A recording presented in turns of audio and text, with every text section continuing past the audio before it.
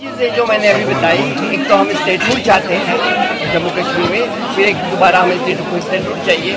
जो नौकरियां हैं वो नौकरियां हमारे लोकल लोगों को दी जाए, और तीसरा जो हमारी ज़मीन है वो ज़मीन हमारे लोगों को ही लेने की परमिशन दी जाए। जैसे हिमाचल में आर्टिकल 118 के तहत दूसरे लोगों को ज़मीन नहीं लेने की परमिशन है, वैसे ही जम्मू कश्मीर को एक 35A के तहत जो लागू किया जाए। आर्टिकल 370 का जो है वो पारित हो चुका है, तो वो देने वाले तो है नहीं, और वो जो पार्लियामेंट में किया है उसके ऊपर बहस करने से कुछ फायदा है।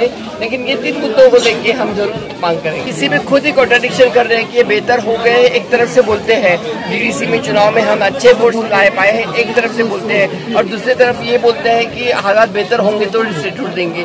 तो ये दोनों तरफ से वही बोलते हैं, कॉन्ट्रडिक्टरी बोल रहे हैं। राहुल गांधी जी सच बात बोलते हैं, इसलिए उनको बुला नहीं दिया जाता लोकसभा में, क्योंकि जो बात सच बोलते हैं वो कड़वी लगती है। उससे शुरुआत पुलवामा से की है, और हर डिस्ट्रिक्ट में हम जाएंगे, हर डिस्ट्रिक्ट से शुरुआत करेंगे, और हम खुद, मैं प्रदेश अध्यक्ष को साथ लेके हर डिस्ट्रिक्ट में जाऊंगी।